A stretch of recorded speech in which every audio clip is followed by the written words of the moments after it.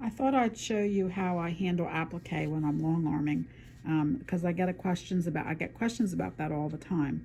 And I do it a couple different ways, so I'm going to show you both ways. Sometimes I use a ruler, and this is one of my rulers, and I have the little notch there that the foot can sit in. Your fingers can help to guide the foot where you need it to go so it doesn't sway too far off. The other way I do it sometimes is to place my hand here and just free motion it. So it's kind of a personal preference.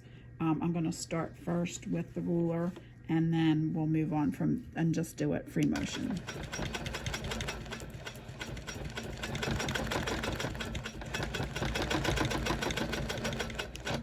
So the idea with applique is you're trying to stitch in the ditch along the edge of the applique. So you're trying to get as close to the applique as possible without getting on it.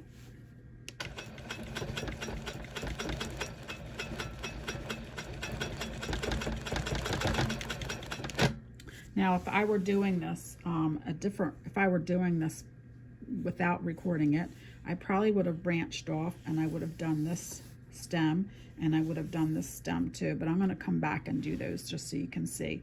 You can also see, and let me see if I can get in there close.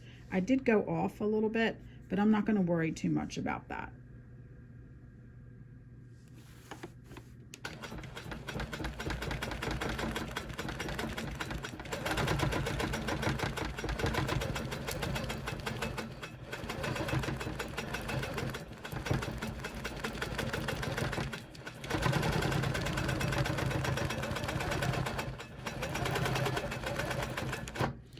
Another thing, some long armors will only go around the outside of applique and they won't come in and they won't tack in it all down.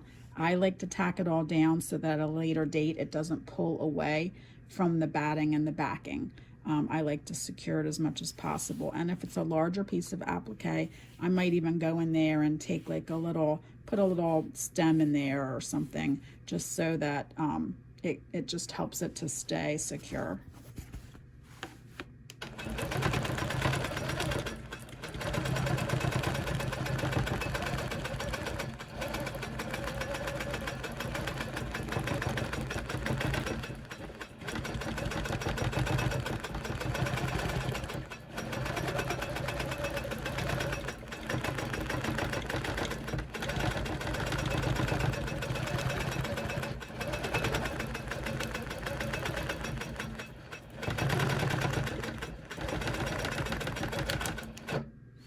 Okay, I'll stop there using the ruler and I'm just going to go ahead and free motion it from here.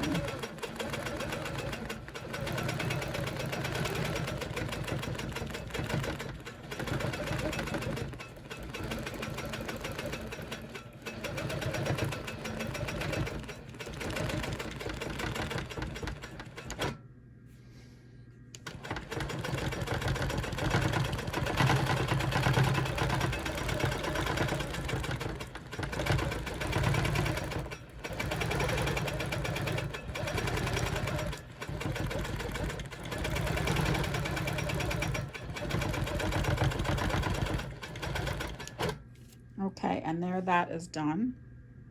And again, not perfect, but it's pretty close. I'm also using 100 weight thread. It's micro quilter by Superior Threads. That way the thread tends to sink down in and it doesn't lay on top. It's not a thicker thread. It's a 100 weight thread, which is very fine.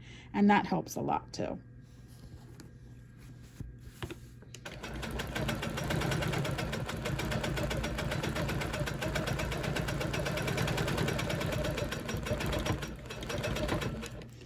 Ask any long armor and they'll tell you that stitch in the ditch work is time consuming, and that's why usually if you take your quilt to somebody to have it long armed, if you have it stitched in the ditch or you have something like applique that needs to be stitched in the ditch, it's going to be a little bit more costly just because of all the time that it takes to go ahead and secure all that down.